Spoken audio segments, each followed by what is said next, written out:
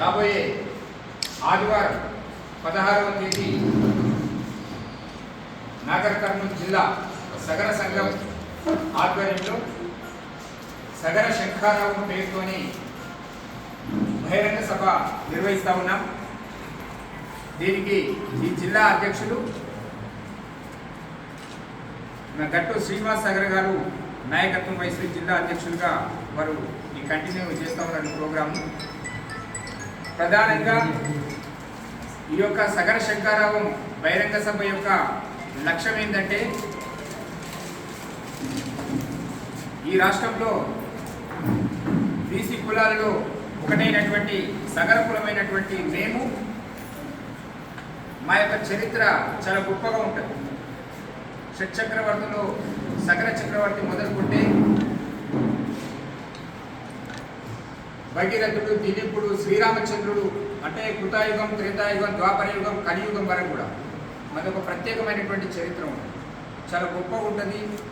సగర క్షత్రియులకు రాజవంశం మరి. అందుకే మేము శ్రీరాముని యొక్క వారసత్వము, భగీరథుని యొక్క వంశం. భగీరథుని యొక్క చరిత్ర మీకు అందరికీ తెలుసు. ఒంటికాలపై 1000 సంవత్సరాలు తపస్సు చేసి సర్వజీవకోటికి ప్రాణాధారమైనటువంటి గంగమ్మ తల్లిని దివి నుండి దివికి తీసుకొచ్చినటువంటి చరిత్ర. ఈ ప్రపంచంలో మొత్తం భూమండలంలో ఒంటికాలపై తపస్సు చేసినటువంటి చరిత్ర ఆయన ఒకటి. అట్లాంటి భగీరథుని యొక్క వంశం మరి. కాలానుగుణంగా మేము రాజరికం నుంచి, క్షత్రియుల నుంచి ఈరోజు ఏమని ఉన్నదంటే, మా ఉపకురాలు అంటే వీళ్ళు ఈ సమాజంలో కూలీలు, అడ్డమీద కూలీలు కావచ్చు, లేకపోతే ఉప్పరి పని చేసుకునేటువంటి మేస్త్రీలు కావచ్చు, భవన నిర్మాణ కార్మికులుగా మేము మిగిలిపోవాల్సి వచ్చింది. ఈ సమాజానికి అంతా తెలుసు. ఈరోజు ఈ రాష్ట్రంలో, ఈ దేశంలో, ఈ సమాజంలో చారిత్రక కట్టడాలు కావచ్చు, ఇక్కడ ఈ ఊరు నుంచి ఇంకో ఊరికి వేసినటువంటి దారులు, రహదారులు కావచ్చు, లేకపోతే ఆనకట్టలు, చెరువులు, కుంటలు ఏవైతే ఉన్నాయో, ఆ ప్రాజెక్టులు ఏవైతే ఉన్నాయో వాటన్నిటిలో కూడా మేము పూర్వీకుల యొక్క చెమట, రక్తం చుక్కలు ఉంటాయి. కాబట్టి ప్రతి చారిత్రక కట్టడంలో మా యొక్క శ్రమ ఉంది. ఈరోజు ఇక్కడ ఈ బిల్డింగ్ కావచ్చు, లేకపోతే హైదరాబాద్ ఉన్నటువంటి చార్మినార్ కావచ్చు, ఈరోజు దేశ రాజధానిలో ఉన్నటువంటి పార్లమెంట్ కావచ్చు, లేకపోతే రాష్ట్రంలో ఉన్నటువంటి అసెంబ్లీ సెక్రటేరియట్ కావచ్చు, అక్కడ మక్కా మసీద్ కావచ్చు, ఇంకొక గోల్కొండ కిల్లా కావచ్చు, ఓర్గల్ కోట కావచ్చు, ఏదైనా కావచ్చు, ప్రతి నిర్మాణంలో సగరుల యొక్క శ్రమ ఉంది. చాలా గొప్ప చరిత్ర అది. ఆ రోజుల్లోనే ఒక గొప్ప ఇంజనీర్లుగా మా సగరులు చరిత్రలో చూసుకున్నట్టయితే. కానీ ఈరోజు మా యొక్క జీవన స్థితిగతులు ఎక్కడికి వెళ్ళాయంటే, రెక్కాడితే కానీ డొక్కాడలేనటువంటి పరిస్థితి. రోజు కూలీలుగా ఈరోజు పని చేసుకుంటే తప్ప సాయంత్రానికి పూట గడవనటువంటి అనేక కుటుంబాలు ఈ రాష్ట్రంలో, నా సగర జాతి కుటుంబాలు మనకు కనిపిస్తూ ఉన్నాయి. ఇట్లాంటి దుర్భరమైనటువంటి పరిస్థితి రావడానికి కారణాలు ఏంటి? ఈరోజు మేము సమీక్షించుకుంటూ ఉన్నాం. అనేక సంవత్సరాల పోరాటంలో మాకున్నటువంటి ప్రధానమైనటువంటి డిమాండ్లను ఈ పాలకులు, ప్రభుత్వాలు సందర్భాన్ని బట్టి కొంత మార్పులు చేర్పులు చేసుకుంటూ వస్తూ ఉన్నారు. కానీ వాస్తవ పరిస్థితులను చూస్తే, ఆ రోజు ఎన్టీ రామారావు గారు 166 జీవో తీసుకొచ్చాడు. అరే, ఈ సగరులు నిర్మాణ రంగ కార్మికులు, వీళ్ళు రోజు కూలీలు, సంచార జాతులకు సంబంధించిన వాళ్ళు, వీళ్ళు ఏడ పని ఉంటే ఆడిపోయి ఆ పని చేసుకొని జీవనం కొనసాగించే వాళ్ళు. కాబట్టి వీళ్ళు BCDలో ఉండడం కారణంగా వీళ్ళ పిల్లలు చదువుకోవడానికి రిజర్వేషన్లు రావట్లేదు, వీళ్ళకు ఉద్యోగాలు రావట్లేదు, వీళ్ళకు ఉపాధి అవకాశాలు కరువైనవి. ఎక్కడ పని ఉంటే అక్కడ పని చేసుకుంటూ పోయేటువంటి క్రమంలో ఆ పిల్లల్ని చదువుకునేటువంటి ఆ వెసులుబాటు కూడా కోల్పోతున్నారనే ఒక లక్ష్యంతో ఆ రోజు ఉన్నటువంటి బీసీ కమిషన్, మురళీధరరావు కమిషన్ కావచ్చు, అనంతరామన్ కమిషన్ కావచ్చు, వాళ్ళు సిఫారసు చేసిన ప్రభుత్వానికి. అప్పుడు ఎన్టీ రామారావు గారు, స్వర్గీయ ఎన్టీ రామారావు గారు మహానుభావులు మమ్మల్ని BCAలో కలుపుతూ మరి జీవో విడుదల చేసిన 166 జీవోలు. 166 జీవో ఏదైతే ఉన్నదో ఉమ్మడి మహబూబ్ నగర్ జిల్లాలో ఆ 166 జీవో ఆధారంగా అనేక మంది మా వాళ్ళు ఉద్యోగాలు తెచ్చుకున్నారు, ఉద్యోగాలు చేరి. కానీ దురదృష్టవశాత్తు 1.5 to 2 years లోపల ఎవరో కోర్టుకి వెళ్ళి ఏదో కొర్రిపెట్టి ఏదో కేసేస్తే కోర్టు ఏం చెప్పిందంటే BCAలో ఉన్నటువంటి రిజర్వేషన్ సంఖ్యను పెంచి ఈ సగరులను మరి దాంట్లో ఈ BCAలో కంటిన్యూ చేయండి, అప్పటి వరకు తాత్కాలికంగా నిలుపుదల చేయాలని చెప్పేసి అప్పుడు ఉన్నటువంటి హైకోర్టు ధర్మాసనం తీర్పునిచ్చింది.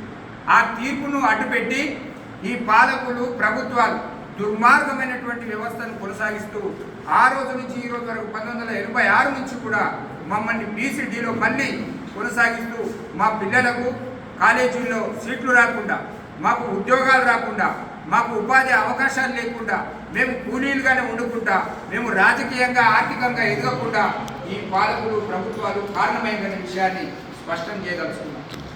అందుకనే మేము ఈరోజు ఈ సగర శంకరావం ద్వారా చెప్తా ఉన్నాం, రేపు ఆదివారం జరిగేటువంటి సగర శంకరావంలో అన్ని రాజకీయ పార్టీల నాయకులను, ఆల్ పార్టీ నాయకులను వేదిక మీద కూర్చోబెడతా ఉన్నాం.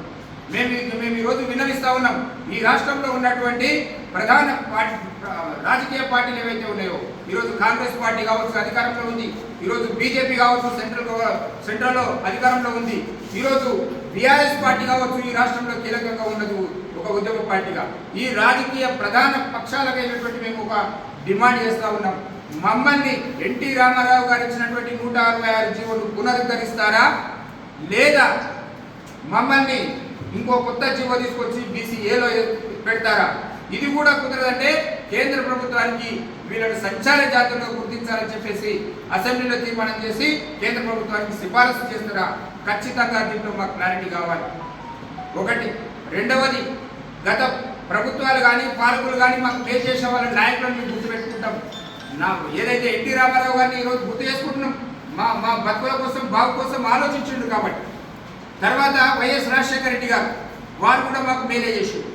ఈ రాష్ట్రంలో ఉమ్మడి ఆంధ్రప్రదేశ్లో ఉన్నటువంటి BC కులాలు వృత్తుల మీద, చేతి వృత్తుల మీద, కుల వృత్తుల మీద ఆధారపడినటువంటి 13 కులాలను గుర్తించి ఫెడరేషన్లను ఏర్పాటు చేశారు. ఆ ఫెడరేషన్లను ఏర్పాటు చేసినటువంటి 12 కులాలతో పాటు 13వ కులం సగరూపలను కూడా ఫెడరేషన్ ఏర్పాటు చేసి మాకు బడ్జెట్ ఇచ్చి దానికి ఒక వ్యవస్థను ఏర్పాటు చేసి ఈ రోజు వరకు కూడా ఫెడరేషన్ కొనసాగుతున్నది మన రాష్ట్రంలో. కాబట్టి ఎన్టీ రామారావు గారు కూడా మాకు మేలు చేసి, వైఎస్ రాజశేఖర రెడ్డి గారు కూడా మాకు మేలు చేసి, తర్వాత మొన్నటికి మొన్న కేసీఆర్ గారు కూడా ఈ దేశంలో ఏ రాష్ట్రంలో లేని విధంగా వీరు భవన నిర్మాణ కార్మికులు, మీ భవన నిర్మాణం మీద ఆధారపడినటువంటి 95% సగరులు వీళ్ళు ఆర్థికంగా ఎదగాలంటే వీళ్ళకు ప్రభుత్వ కాంట్రాక్టు పనులలో రిజర్వేషన్లు కల్పించాలని ఒక మంచి సదుద్దేశంతో 29 జీవో తీసుకొచ్చారు 2016. కేసీఆర్ గారు కూడా మేము కృతజ్ఞులమై ఉన్నాం. ఆ రోజు ఆ నాయకత్వానికి, ఆ ప్రభుత్వానికి సపోర్ట్ చేసినాం. సాధారణ ప్రతి ఎన్నికల్లో కూడా ఆ ప్రభుత్వానికి అండగా నిలబడ్డాం. కానీ మా దురదృష్టము మరి ఏదో తెలియదు, కానీ కరెక్ట్ సంవత్సరం తర్వాత 2017లో మళ్ళీ ఆ జీవోను అమెండ్మెంట్ చేస్తూ 59 జీవోను తీసుకొచ్చారు. దీంట్లో SC, ST, వడ్డెర, సగరులను కలిపి మొత్తం కూడా 15% రిజర్వేషన్ 1% పెంచుతున్నామని చెప్పి 16% చేస్తూ దాంట్లో 13% SC, STలకు కేటాయిస్తూ కేవలం 3% ఆఫ్ వర్క్స్లో సగరులు వడ్డెరులు డివైడ్ చేసుకోండి అని చెప్పేసి ఆ జీవో ఇవ్వడం అనేది దుర్మార్గమైనటువంటి ఆ నిర్ణయం. దాన్ని ఆ రోజు నుంచి ఈ రోజు వరకు కూడా మేము వ్యతిరేకిస్తూ వస్తా ఉన్నాం. ఈ 59 జీవోను మాకున్నటువంటి ప్రధానమైనటువంటి రెండవ డిమాండు 59 జీవోను సవరణ చేయాలి ప్రభుత్వం వెంటనే. ఈ కాంగ్రెస్ ప్రభుత్వం మీద మాకు నమ్మకం ఉన్నది.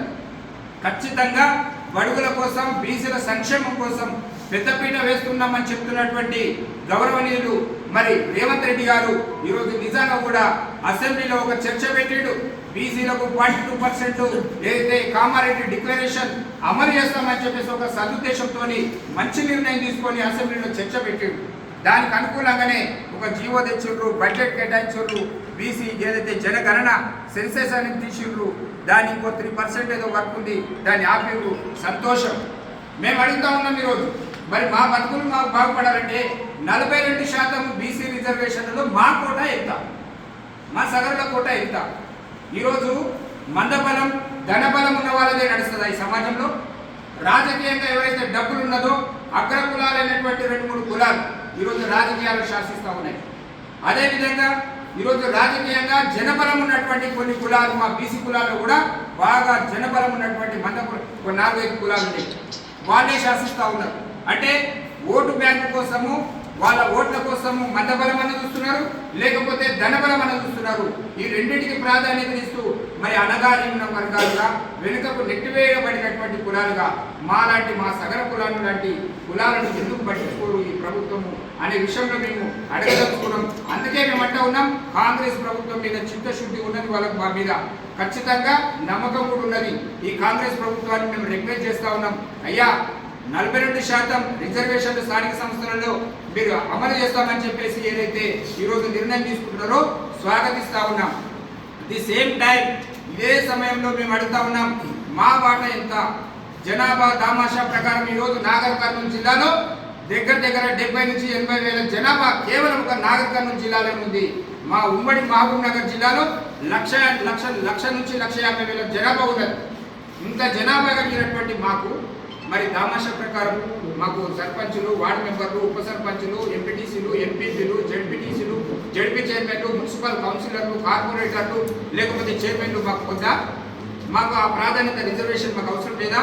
మేము అడుగుతూ ఉన్నాం. అందుకని 42%లో మా వాటా ఎంత అనేది మేము ఈ సభ సందర్భంగా రేపు ఆదివారం రోజు ప్రభుత్వాన్ని, ప్రతిపక్షాలను అందరినీ కూడా అడగబోతా ఉన్నాం.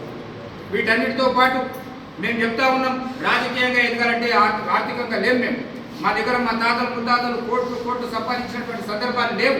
శ్రమజీవులం, కష్టాన్ని నమ్ముకొని జీవిస్తున్నటువంటి జాతి మరి.